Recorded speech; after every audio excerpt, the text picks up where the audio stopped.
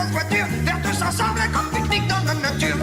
En apportant des paniers, des bouteilles, des paquets et la radio. Ba-da-da-da.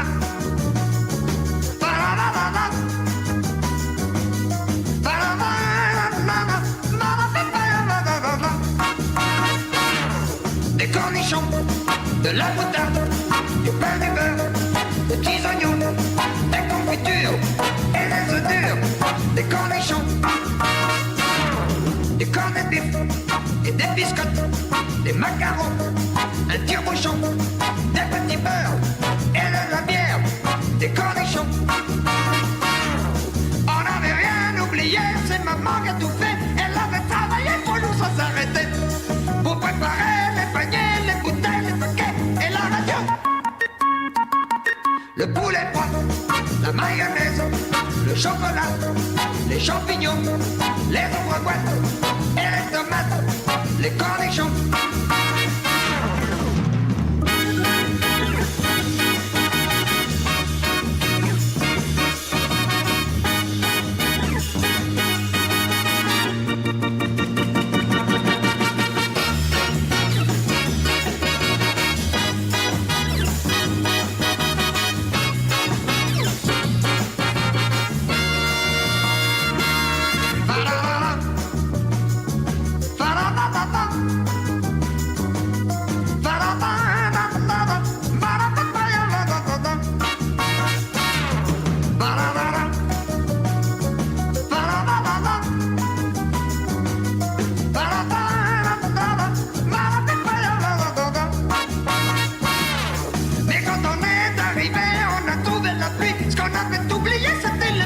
On a ramené les paniers, les bouteilles, les paquets et la radio.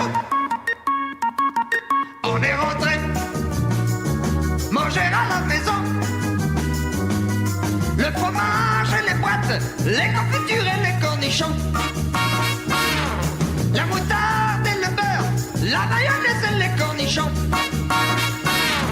Le poulet, les biscottes, les œufs durs et puis les cornichons.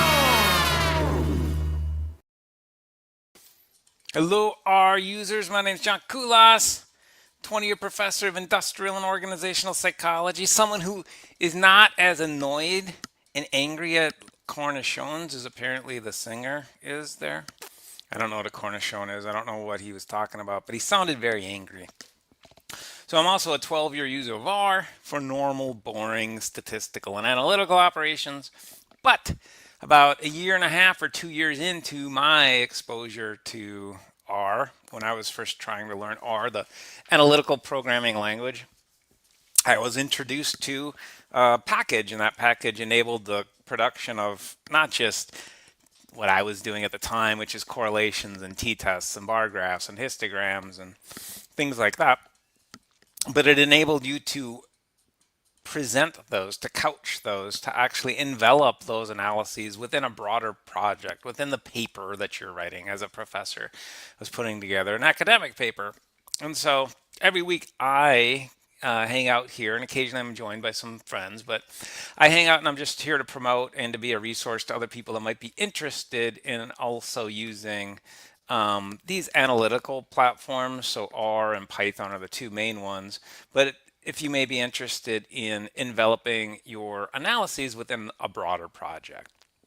And so that's what we're here promoting, and we promote it every week, Tuesday at 7 o'clock Eastern. I hang out for about an hour because we're using this metaphor of an academic office hour, which literally means we're here. If there's any questions, pop on by and we'll try to help you out with those. If you just want to bounce some ideas off of someone, we're here for that. We started this before AI was kind of a thing. AI is really fulfilling a lot of the kind of role that I was thinking that this weekly session would serve, which is just kind of a, hey, I'm going to go to a source that might have some experience with this and might be able to help me with something. And now AI is pretty doggone good at doing that, but I'm going to keep hanging out anyway because I kind of like doing it, and it forces me to learn new stuff. So that shared problem solving in terms of people having questions and wanting to pop by and asking, that's always going to take priority. Even though it's listed as the third main bullet here on this slide, it will take priority. In the absence of those sorts of questions, what we've been doing is we've been focusing on featured capabilities. And tonight, we're going to take a look at something that I've really been avoiding taking a look at, which is the creation of a Microsoft product. Now, this is a very popular Microsoft product, so I shouldn't be as resistant as I have been, but we're going to get over that tonight. We're actually going to take a look at that. The slides that you're looking at are always available in the comments. If you get to the comments too early and they're not populated yet, take a look in the description of the video down below. And there's a link to the slides there as well. Okay, so I'm not going to be too verbose tonight because I think we have a lot. Couple things. So I'm a wreck. So I stubbed my toe. I pulled my back. I broke my glasses. My glasses are now askew. Hey, Dr. Askew, if you're watching. I don't think Dr. Askew watches, but he's a friend of mine and good guy. But I tried to fix them and I didn't quite fix them right. So they're sitting weird on my head. Nothing against you, Dr. Askew, but they're sitting weird on my head. And I just happen to have a business card here, if anyone remembers business cards. And it's a very solid business card. It has some heft to it. But I just was looking at this before we came on and I'm like, you know what? I could probably cut this up and actually, so my glasses, if you meet me at a conference within the next year or so, or in any social context, take a look closely at my glasses if these things are still operative, because there's going to be part of a colleague's business card inside one of the whatever you call these things, inside one of the handles. Handles of the glasses, the piece that goes around my ear, which doesn't quite fit around my ear because my head's too big. All right, so because we explore these topics in an exploratory manner and I go off on tangents like the one I just went off on, we will each subsequent week recap what happened the previous week and present it in a format that hopefully is a little more easily digestible in terms of learning. So we don't just jump right into it because we got to have smooth transitions. So let's get our MC of transitions in here, Mr. Bullwinkle J. Moose. Will you please help us out? Well, babyface Boris Badenov and his gang, the Light-Fingered 5-2, have successfully plundered the Frostbite Falls Bank and are making their getaway in a 1910 Stearns Knight runabout. This is a getaway car, babyface. It's pretty slow, boss. Don't worry, boys. This was fastest car in Frostbite Falls. How do you know? Was only car in Frostbite Falls. And back in town, Bullwinkle and the bank president wait for Rocky to return, unaware that he has been knocked out while flying and is directly above them, hurtling toward the ground unconscious. But Bullwinkle suppose those crooks try to hurt Rocky. Then with my own two hands, I'll... Ooh, You what, Bullwinkle? Rocky! It's not like you to drop in so unexpected. Uh-oh, he's hurt, Bullwinkle. We better get him to a hospital. And in a little while, Rocky was being examined at the Cochiching County Hospital. How is he, Doc? What's the matter? Well, your friend has a frontal tumescent edema with capillary suffusion. That does it! They can't do that to my buddy. I'm personally going to tear them crooks from limb to limb. And the furious Moose dashed out of the hospital on his mission of revenge. What was it you said I had, Doctor? Well, in non-medical terms, you've got a bump on the head. There are so many Easter eggs hidden in those. I know I'm not the only one that appreciates Rocky and Bullwinkle, but there is depth to that cartoon. There's a lot of depth to it. Cochiching, I'm gonna have to look that up. I do recognize the name now. Frostbite Falls is in Minnesota. I'm from Minnesota and currently in Minnesota as well. But Cochiching, I was also in Illinois for a long time, and for some reason, I'm thinking Cochiching is actually a Minnesota, Illinois reference. I might have to look that up, just like Cornichon, I think. Whatever the song was, I got to look that up too. Lots of research for this poor beaten up former professor to do tonight here. So last week, what we took a look at was font awesome icons. Again, if you're interested in this, there's hyperlinks hidden throughout these slides. The title on this one will take you to a description of the Quarto extension that we played with. That was going to be the primary focus of last week until I looked at the package a little bit and I thought maybe it was not as extensive in terms of its capabilities as a pre-existing OR package. And so We decided to look at both last week. Now, Font Awesome itself is a repository of icons. It's very popular. I have, again, hyperlinks on here kind of explaining some of what it is. It shows you that this is actually also an open source endeavor. So Font Awesome, there is a commercial aspect to it, but at its core, it's kind of an open source. And of course, that doesn't mean it can't be commercial either, but it's an open source and very popular location and repository and library of icons. And icons are a specific image type that are very popular in websites and other formats. I've been using them in reports. I use them in dashboards as well. But certainly websites, you see them prominently in websites. There's over the research I did, there's over 200 million websites that do use icons from Font Awesome, so that's part of the popularity. It's very simple to integrate, that is, to actually call out and use these icons. It's pretty straightforward, and that's probably one of the reasons that it is so popular with web developers. And then there is updates that occur regularly with this thing too, and you can keep track of those if you want to follow this hyperlink. You can keep track of those updates here on the GitHub page. And so it's amazing, since I first kind of stumbled upon GitHub as a way to structure my personal work, the number of things that are on there, not just by software or other types of application developers, but just random stuff that's on GitHub. I'm just really, I feel like I'm part of a community now that I've kind of been doing this for probably 7, 8, 9 years or so. If you want to know how long I've been doing it, you can follow this link on the footer here. That's PowerPoint link, and that'll take you to my GitHub repo, and you can see probably when I started, I'm guessing. Okay, so in order to access the repository, we do need a little help. These aren't things that you can from Font Awesome just copy and paste into a Quarto document or an R markdown document.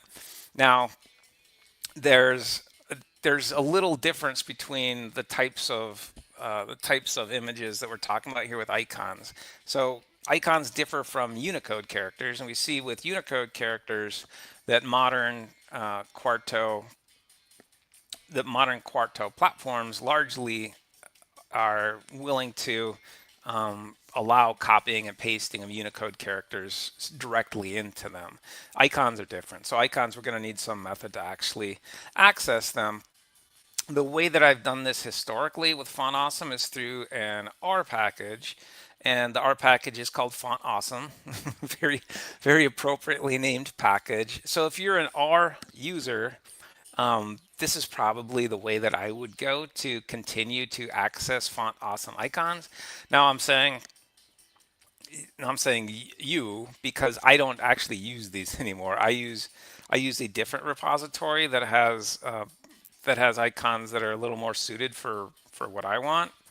But if you want to use Font Awesome icons and you're an R user, I would probably recommend just using the R package, Font Awesome, instead of using the Quarto extension. Now, if you're using Python or a different language primarily, then the Quarto extension makes a lot more sense to me. What you're seeing here on the left is you're seeing a bit of code that will reproduce the R icons that you see in the right-hand column. Now, one caveat here, when I'm doing inline code to call out Font Awesome icons, when I used to, because I don't do it anymore, but when I used to do it, I used to structure my inline code a little differently. So I would use that double colon convention to explicitly identify the package that I'm taking FA from. And one of the reasons that's important for me, a psychologist, is FA was a function that was used in other packages that I would use. So factor analysis is a very common analytical procedure that people in my field use. And one of the ways to access the factor analysis used to be, I'm not sure if it still is, but it used to be through just an FA call. And so I really do prefer to do the Font Awesome double colon FA structure. I just didn't do it here to save a little space. So that's what that note actually means. Now, one of the reasons that I prefer using the Font Awesome package over the Quarto extension is these user parameters that exist within the R package are more consistent with the way that I would want to use it. So the primary thing here that I really appreciate is there's a fill field, and that fill field is taking color values. These are hexadecimal codes. If you've watched what we've done over the weeks, you'll be familiar with hexadecimal codes. And the first R that's actually rendered here on line 3 is presented up here by my mouse, if you can see my cursor, and that's just rendering in whatever the default font color is. Now, it's hard to tell, but the default font color you can see here in using. So using is the only text that I have on this page that doesn't have specialized formatting to it because it's a link or a tab or some other, or a title, but using or a image or an icon. So using here is being displayed the same color as the R logo is here. Now, if I want to affect that, I can use our badass color, which is kind of the channel color that we've been using. It's this, I don't know, kind of chartreuse-ish color is how it renders. 0, 0, 0, 0, 6 zeros, or if it's consistent, characters, you only need to specify 3 of them. So I could have just put 3 zeros here, but that's black. And so you can also, using the Font Awesome package, you can control things like how big the icon is rendered as. So here, the next one we have in black, and we have it rendered 5 times the original size or original magnification. And then I had a different color here, a little more consistent with the actual R logo itself. So the R logo itself, this is taken from a different repository of icons called Iconify, and this is the repository that I've come to prefer over the course of a couple of years of using, or actually, how long has it been now? I think Iconify I've probably been using for a little over a year, and what I replaced Iconify with was the Font Awesome package. But I just like these multicolors. I like the I like the different way, and I like the different specification of the font here. And I'm sorry, font, the icon. I really like how it renders, how it looks. But Font Awesome is nice and elegant and clean as well. So the other feature that is included on this final R here at the bottom is just a title, and the title is going to be operative within HTML product types. So all these Reveal.js slides that we're taking a look at, if I hover my cursor, you can see whatever the title is that I put on there. Now, last week, one of the things I mentioned was that I'm not so keen, or my preference is to use the R package over the Quarto extension, because the R package did have this fill user parameter in there just as part of the package.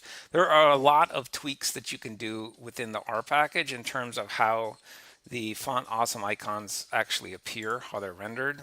There are less user options using the Quarto extension. However, you can kind of hack it. So I was able to fully replicate. If you take a look at the right-hand column using the R package versus the Quarto extension, I was able to fully replicate what we did with the R package. It just required a little extra scripting. So the shortcode that's used with the Quarto extension is this structure that I've become kind of familiar and appreciative of. I really like structuring things this way, but it's the 2 curly brackets, angle brackets as the opening and closing, and then inside of it you have the specification of what you want, and then some terminology or some scripting that's specific to the capability itself. So within the R package, I'm calling out the same icon. I'm calling out the same Font Awesome icon with the extension as well as the package. With the extension, I have to give a little more information about where the icon is located within Font Awesome. So within Font Awesome, there's different categories of icons. Within the R package, I don't need to actually do that. I can just call out the name of the icon that I want, and it works just fine. With the extension, I did try it both ways, but you do need to specify kind of the subcategory sometimes of the icon that you're hoping to access. The size and the title user fields are both operative within the extension. So if I hover over this last R, you're going to get the same pop-up. The only thing that's not specified, the only thing that's not built in to the Quarto extension is color. Well, you can apply your own CSS if you're rendering an HTML file type, and over the course of these 2 years or so, I've gotten a little bit better at that. I didn't know what CSS was when I started this. It stands for Cascading Style Sheets, I believe is the acronym, and it's the way to it's a language that's built to control the styling and the appearance of HTML content. And so you can actually kind of hack your way into coloring these font awesome icons if it's being rendered in an HTML product type. Now I'm guessing if I can do this with CSS, I can probably also do it with LaTeX if I'm rendering to a PDF. I didn't try it, but that should work as well.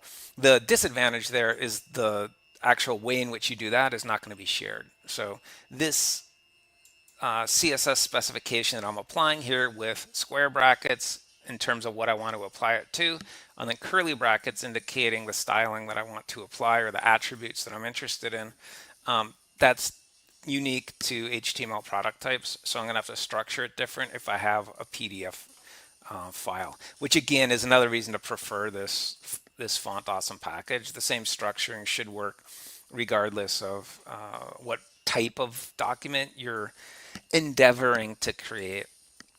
Okay, so that was font awesome, and that's the last we'll probably see of Johnny Bravo, because I'm not a huge Johnny Bravo fan. It just, I don't know, I found a picture of him saying I'm awesome, so it seemed like it was appropriate as we were talking about font awesome icons. Okay, so today we're going to talk about PowerPoint, and I'm really not too excited about this. I don't know why. I think I'm so geeked up about Reveal.js slides that I get frustrated. So let me share with you some frustration. So modern work contexts, not universally, depending on the work application that you find yourself in. But if you find yourself in an established long kind of position with legacy or organization with legacy, the legacy products that are relied on are just embedded in concrete. So I get, I think I've probably mentioned on this channel before, but one of the frequent pieces of feedback that I still get from even my good advisees, my students that I'm still in contact. When I say even good, they're all good, but I mean the exceptional ones, the ones who tend to exhibit greater levels of skill and knowledge.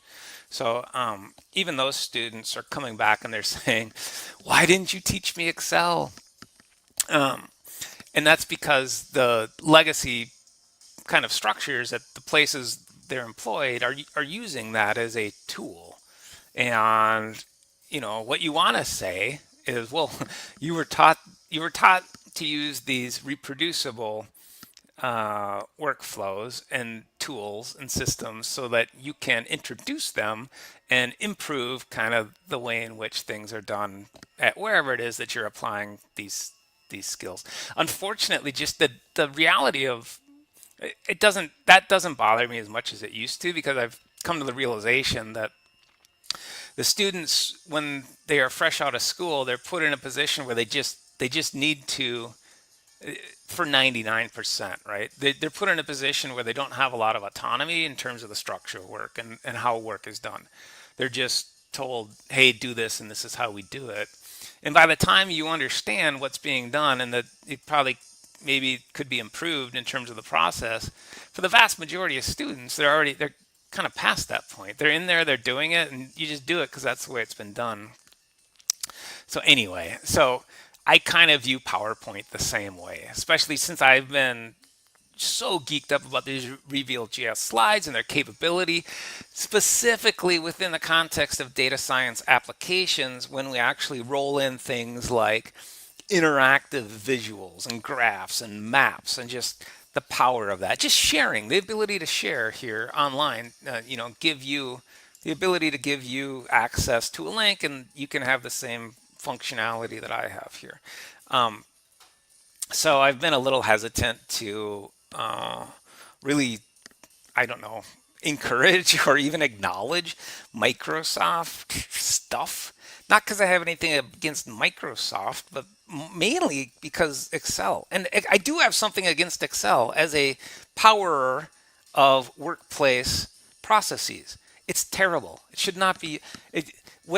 The one thing it lacks is documentation capability. So if there's an extension, a macro, or something that actually enables you to track what you've done and undo it, if you in the future want to undo it, then I'll be fine with Excel. But as far as I know, that's not a capability. So I do have something against Excel as a mechanism through which to do anything, really. Excel is evil. It is. What? Let me see here. What? About as evil as that guy. Not as evil as this guy. What? He's more evil. So PowerPoint, I don't think PowerPoint is evil. PowerPoint is it's ubiquitous. It's like Xerox. So Xerox used to be the example used in marketing contexts, business contexts and there's a name for this, I forget the name, but it's where the brand itself takes over the noun that's supposed to describe what's happening. So a photocopier, nobody calls it a photocopier. They talk about a Xerox. Well, Xerox is the machine, right? In the South, when I was in Atlanta, soda pop is just called Coke. So you say, I want a Coke, and they say, what kind? You're like, I just want a Coke. But PowerPoint is kind of the same. So PowerPoint, in my mind, when somebody says, "Cool-ass, get me a PowerPoint by Friday, I got a big presentation to give," what I'm thinking is it's not necessarily a PowerPoint. It's a slide deck, right? But so many institutions are definitely relying on this specific format. Now, the one that's challenged it most recently is probably Google Slides.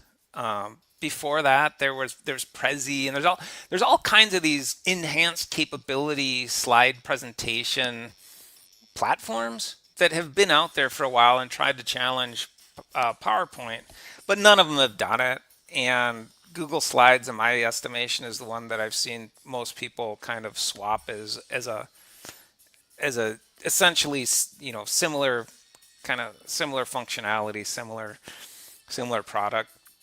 But anyway, so tonight we're gonna try PowerPoint. Oh, I'll mention this too. So the reason that we're trying it tonight is not just because I've been avoiding it because I have this kind of personal vendetta against it. That's only a small part of it.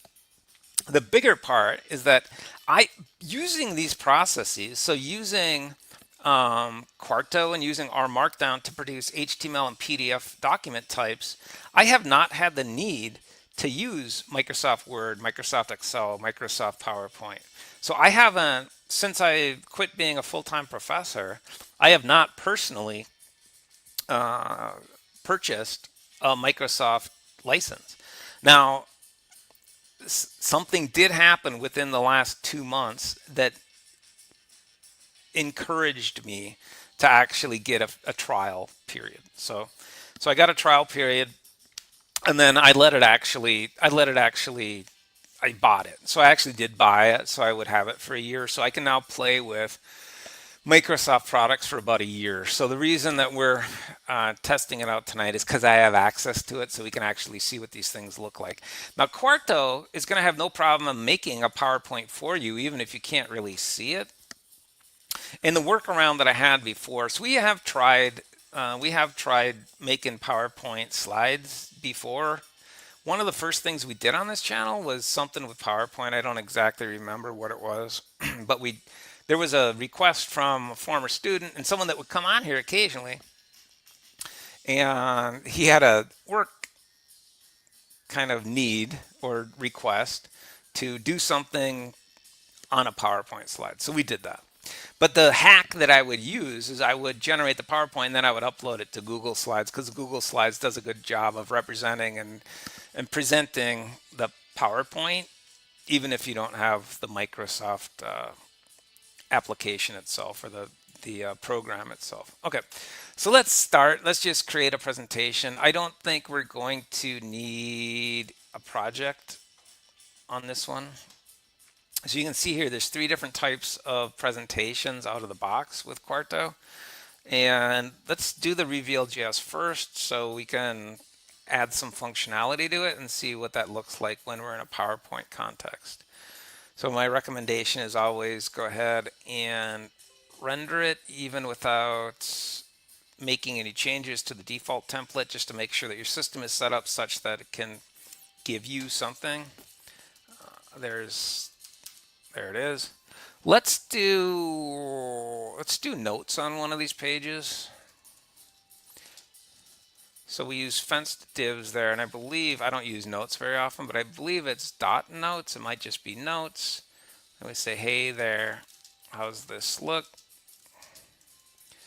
Normally, you know, you would probably say something a little more helpful if you're presenting this. And I forget the shortcut for presenter notes, so I'm just going to look at speaker view. And there's my note that comes on that page, the Quarto page. And you can change the layout of this, but right now it's showing a preview in the upper right hand panel, and it's showing my notes in the lower right hand panel. So notes, I know how to use those in Reveal.js. I just don't use them that often. What else can we do here? Let's add a column. So we have bullets. So bullets are good. So we're going to want to check those bullets, but let's add some columns as well, because I wanted to check out that functionality with a PowerPoint slide. So the opening and closing fence there, we then want to be explicit about where the columns are. And I usually like to add an attribute here, which is width.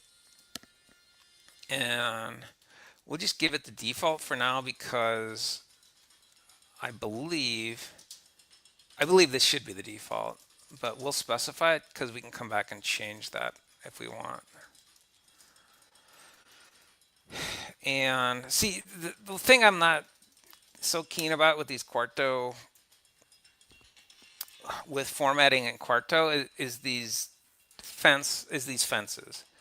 The fences get messy in terms of nesting within each other, and it's easy to get lost. So I'm not a huge fan of that. Let's put a picture in here, and we'll change this to dis dat and the other thing.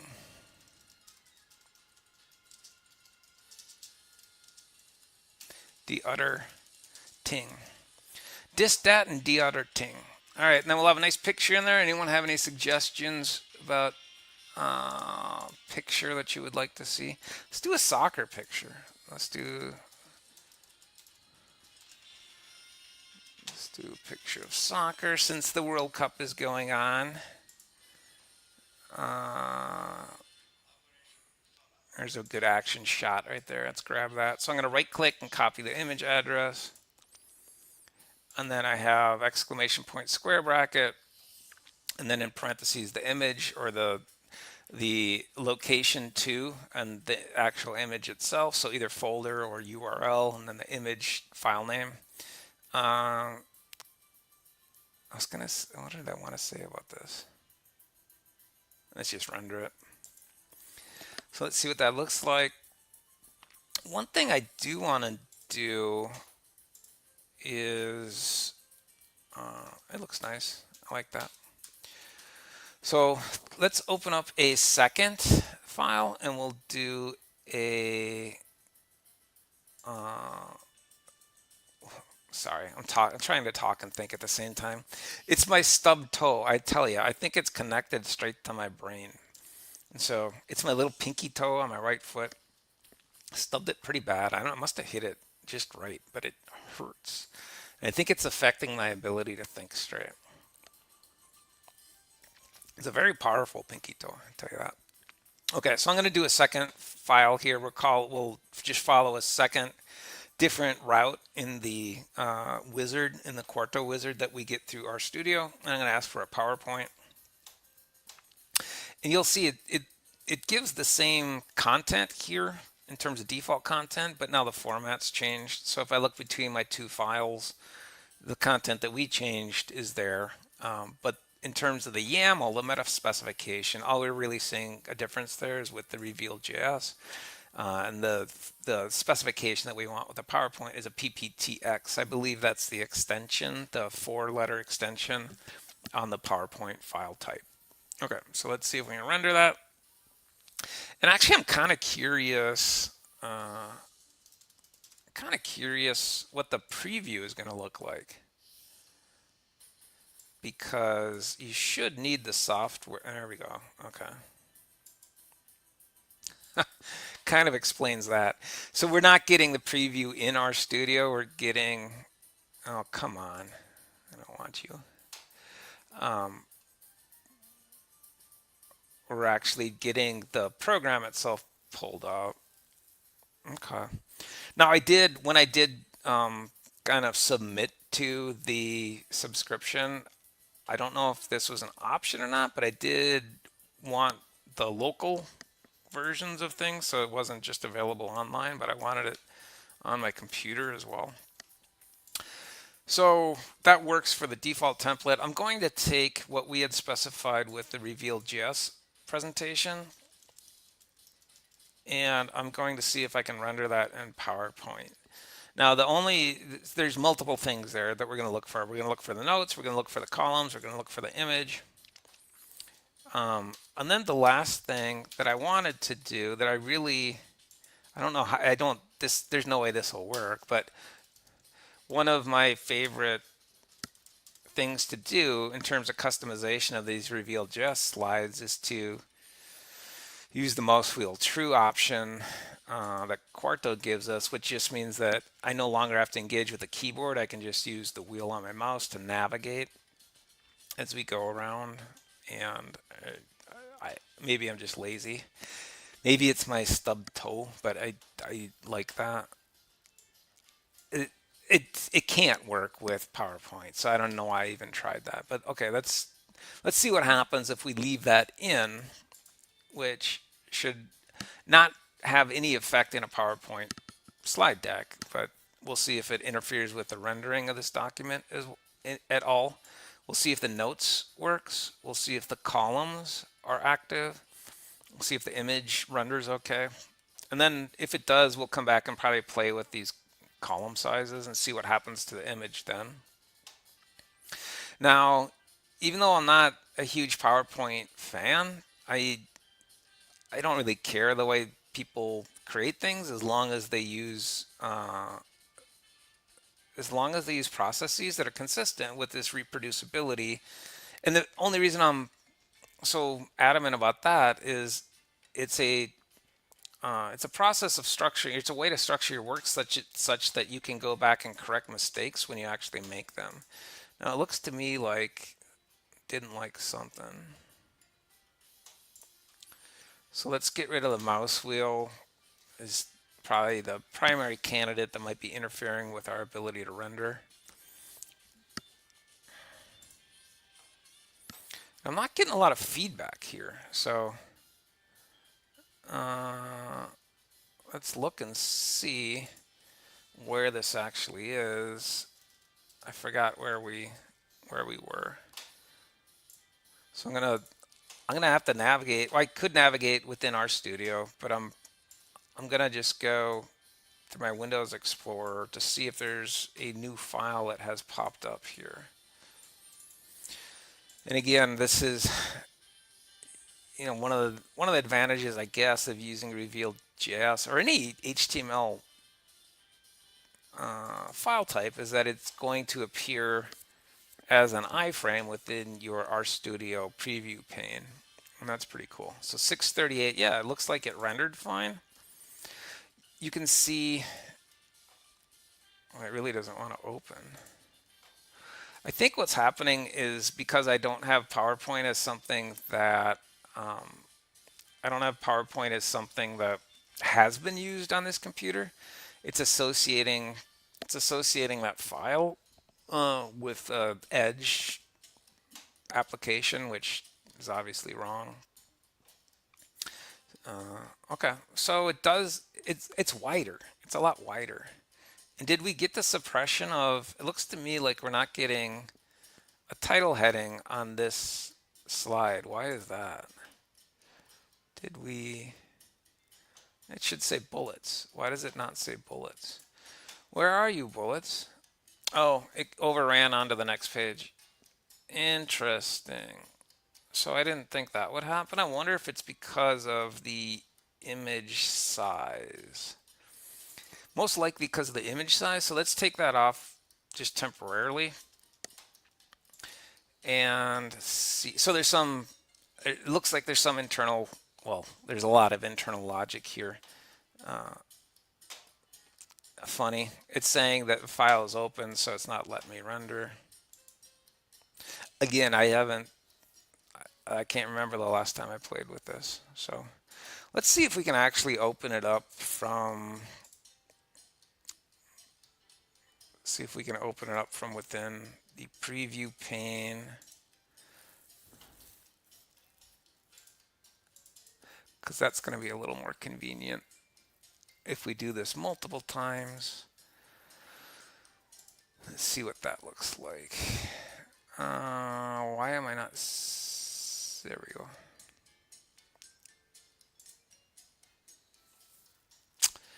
So what Kulas needs to do is Kulas needs to associate the PPTX file with PowerPoint. And that's the problem that we're having here. So I think I just did that. There we go. Okay, so that's a little quicker. You know what? Mouse wheel does work. Although, did that work before? So I guess that just, mouse wheel is enabled with PowerPoint. That makes sense. I'm still getting bullets and my columns rendering on different pages. Now that could be, I wonder if that's just a columns thing. So we'll put the image back in just temporarily. We'll make a new slide. We'll call it image. And what we're looking for is we're looking to see if this content between lines 14 and 20 actually renders on the same slide, because we weren't getting that when we had columns specified. Oh, for crying out loud. This is gonna, I'm gonna be doing this all night. Let me see here. I'm gonna be doing this all night. Come out of there, you bladder sweating as a trap roll!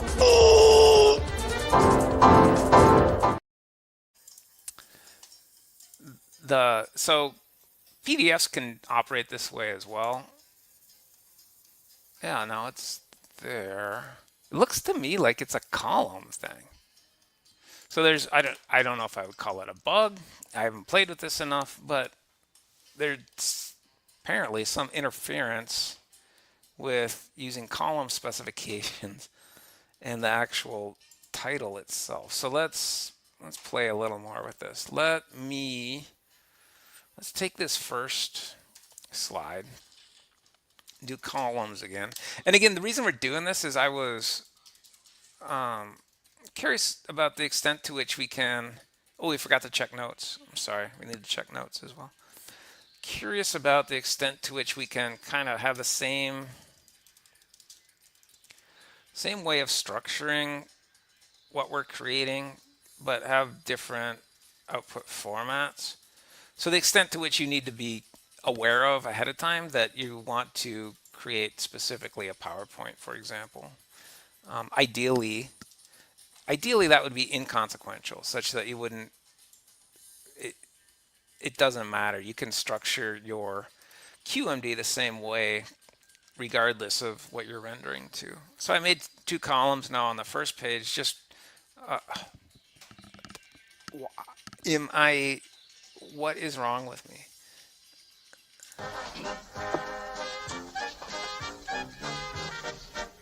Does your dig bite? Oh? Oh. Nice digging. I thought you said your dog did not bite. That is not my dog. So Kulas needs to remember to close PowerPoint before rendering every time. So I used to have that same issue with PDFs, and luckily I don't have Adobe either, so I use Edge as primarily as my PDF viewer, and Edge opens up multiple tabs, which is great for the way that I go back and forth with render and change and render and change. But PowerPoint's not going to be that. So, okay, I'm getting the title there. So it's not just the columns. It has something to do with the columns and maybe the bullets as well, or the image, I guess. No, it must be bullets, because with the image, we still have the same issue with the image. So let's put two images on there. So let's put a goalie to the right of her. Let's do that. She could be kicking the ball, and then we'll have a goalie. And then we can try some other, if anyone has any suggestions about something you'd like to see in terms of, is this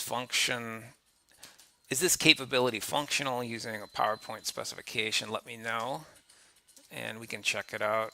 Otherwise, I'll just keep kind of whatever comes to mind here.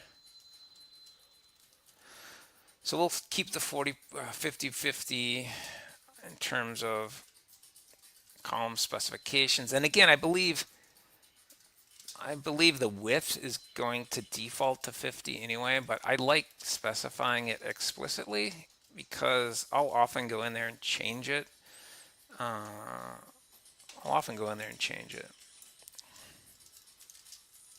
Just because of the way that things are displayed upon rendering. Now we got to have the goalie. See, this guy is the wrong way. Should we have a co-ed? Should we have a co-ed goalie, or let's try that.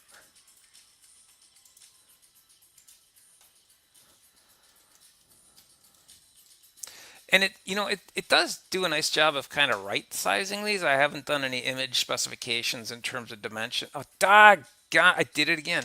What is wrong with me? Let's get a what's wrong with me thing here.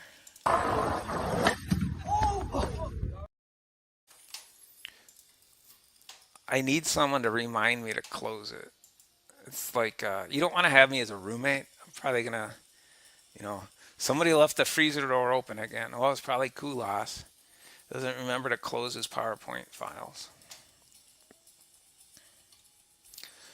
Somebody left the cap off the toothpaste. Well, you wouldn't share toothpaste, would you?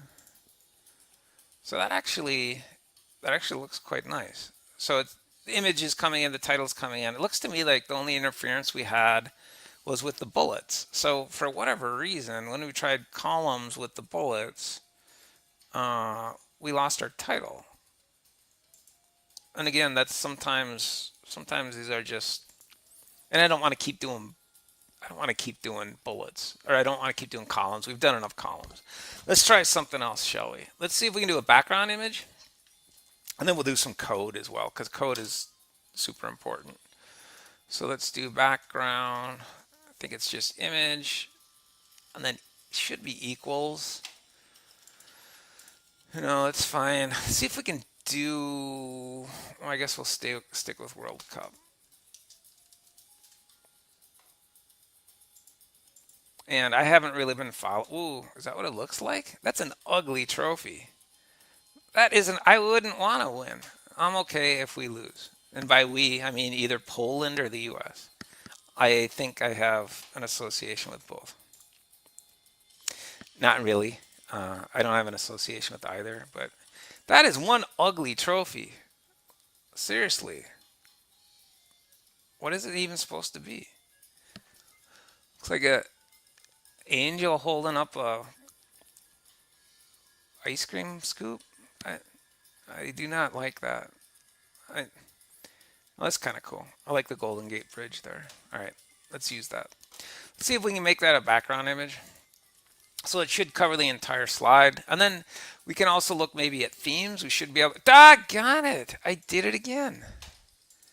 I'm not going to do I'm not gonna do any drops. I'm just gonna. I need punishment. I don't know what's going on. It's kind of a pain in the butt to open and close it every time. That actually looks really nice. Now, what did it do? Let's see what it did to that actual image. So it did crop it. It did crop it a bit. Now, in Reveal.js slides, we can alter this somewhat in terms of specifying dimensions. I'm not sure if we can here or not with these PowerPoint slides. I'm going to close the PowerPoint slide, and then let's see if we can give it a title as well. Golden Gate. And then maybe let's do a Unicode character and see if those actually work. I'm probably the only person that cares, but I do still like using Unicode characters. Or we can try, okay, that looks good. And if we change the theme or the template here, we can, oh, look at that. So you can still click and drag if you want to. I guess that makes a lot of sense. So the original scripting, if you wanted to share that, I can see utility here. So if you wanted to script it yourself and then gave it to a coworker or boss, someone that, you know, wants to just use PowerPoint, they could take it and tweak it to however they wanted. Now, when you re-render it, of course, you're going to override that. But I kind of like that. It does ask if we want to save. Oh, yeah, we got to add some code. So let's do some code. And I want to add a Unicode character. So let's just do, let's grab a Unicode emoji.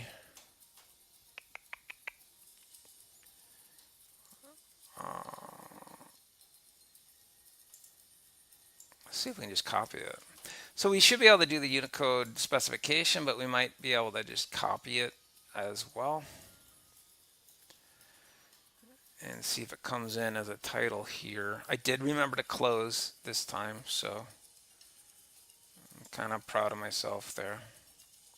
You know, so it probably is just kind of getting used to that. Now, why did I put it? Oh, they're all okay. So whatever the default format is, the titles are center justified. And again, we should be able to use a different template if we want to use a different template. If you have organizational branding that you want to apply, you should be able to do that. But let's do some scripting. Before we do that, let's see if we can do a GIF, because my recollection of PowerPoint is that motion is not supported.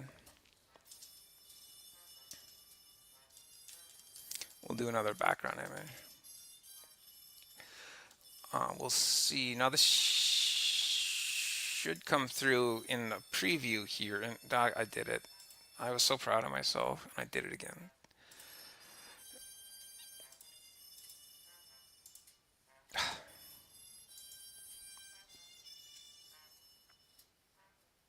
It's the toes. It's the toes' fault.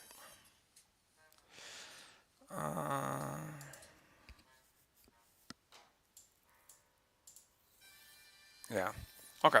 So that's kind of expected. It's just grabbing a still image, not supporting the motion of the GIF inherent in the GIF.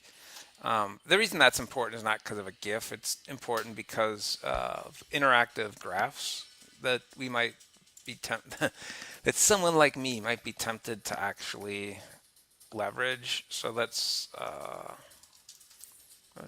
see if we can put in a plotly object and see what that looks like. And then the other thing I think we'll do is we'll see if we can render. One of the neat features about Reveal.js is there is a code chunk specification where you can have the output automatically placed in a column adjacent to the code, so it automatically does columns for you. So I think we'll see if that is something that is supported in these PowerPoint slide types. A lot of interactivity here, just upon hover.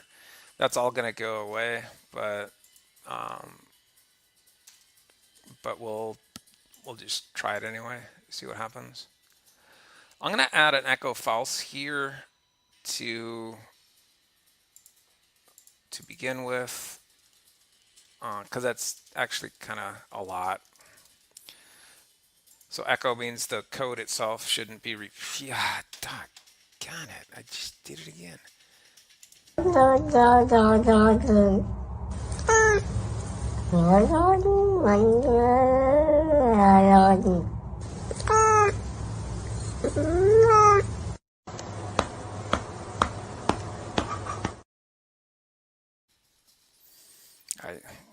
I need to get an early night's sleep tonight, I think. I'll put ice on my toe. I'll bandage my toe, and maybe that'll help my head. So there it is. Again, losing the interactivity, but it's certainly there. Now the output location column is what I'm really interested in checking out here. I think it's output location.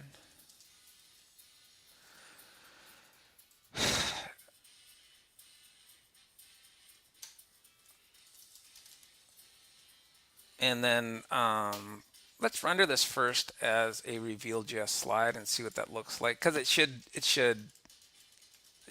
be something that works within reveal.js slides.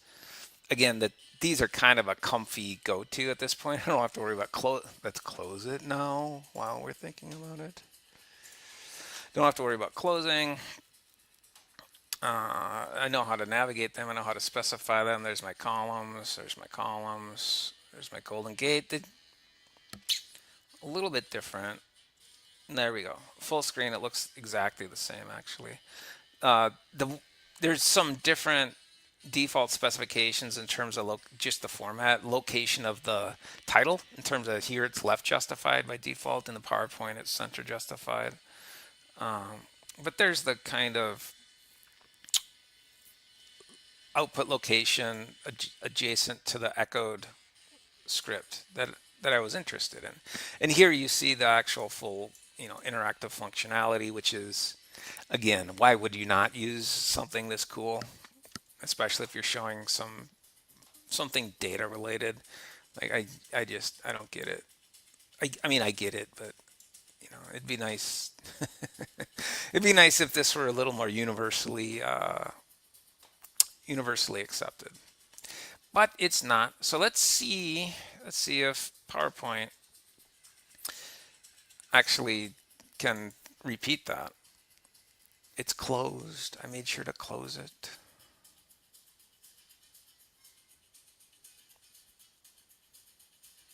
It is thinking a little longer, it seemed like. Maybe that's just me, but oh, it did. Okay, that's cool. So we did get the output in the adjacent column active with this. That's great. It did something funny here to my title. So it moved my title over. It looks to me like there's some quirks. So it looks to me like, and again, no experience with this, just kind of speculating. But it looks to me like there may be some kind of unreliable effects with things kind of working against each other. Maybe. So I like that the code is put in this text box, and so you should be able to, increase, decrease fonts in here if you want, although it looks like that's not. There we go.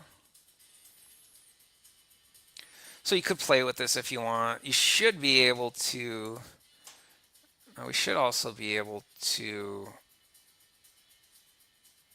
I don't think CSS will work, will it? CSS should not work. Let's just do a brief CSS chunk here. And I'm going to do font size.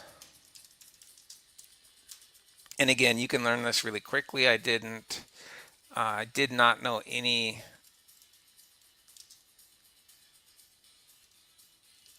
CSS when I first started Quarto, and over the course of a year or so,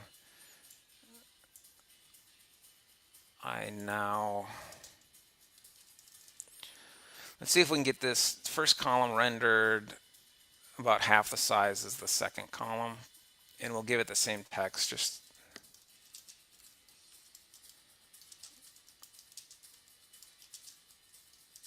I don't know why I'm capitalizing, but I am. So we'll see if we can, within the reveal.js, we'll see if this is operative. And I'm going to do an execute echo false just to make it universal. The chunk command specifications are, we say hash pipe or octothorpe pipe, but really it's the comment symbol, and comment symbols differ based on different languages. So that's why I prefer to just make everything false up in the YAML. So that did work. So that's half the size first column over second column. By the way, this first page blank, it's a bit of a quirk it's a known quirk with reveal.js slides. It's because where I have my CSS placed. If I go ahead and place that at the end of the document instead of the beginning, I probably won't have that blank slide anymore. It's just, like I said, it's just kind of a quirk. And there, now it disappears. So let's see what happens when we make that a PowerPoint, with the expectation that there's no reason for the CSS to actually be operative, but not knowing how they generate a PowerPoint slide, maybe there's an intermediary step of some sort of markdown recognition, HTML recognition. I don't know. 90% probable this is not going to work. Doggone it, Kulas, what is wrong with you? I'm going to have nightmares tonight about forgetting to close PowerPoint. Although of all the nightmares you could have, that's really not a bad one, is it? Like, it's not like it's going to torment me. I guess I can live with that. Yeah, didn't work. So that's fine. That's totally expected. Okay, cool. So I actually, I'm kind of impressed with what the PowerPoints look like, the fact that you can render them and then share them with people. Even if they do change them later, you can, at least you have a record of what your original specification was. Now you're going to lose that if your boss takes this and says, I told you I want that in red. I mean, you can put it in your script, but if this is really what they want, you can change. This is kind of nice. You can change these image sizes, and you get all the PowerPoint kind of user cues in there where it's telling you, I'm getting little signals that these are now the same size in terms of height and the distance from the top, distance from the bottom, things like that. Okay. So cool. It's actually, in terms of the scripting, it's not all that different. It looks like a lot of the same functionality is there. Of course, you're losing the interactivity, which is, to me, a real reason to use reveal.js slides. But we did it. We actually survived. We did PowerPoint slides. Yay. Thank you, everybody. So if there's something that you're interested in seeing next week, drop me a note and we'll cover it. Otherwise, I don't know, Microsoft Word maybe. Are we ready now that we've done PowerPoint? Could we possibly next do Word? We could. We could. If I don't hear from you, it's a warning. If I don't hear from you, we're probably going to do a Word document. Maybe just get all the icky stuff out of the way here in July. We can do that. All right. Have a good week, everybody. Good night.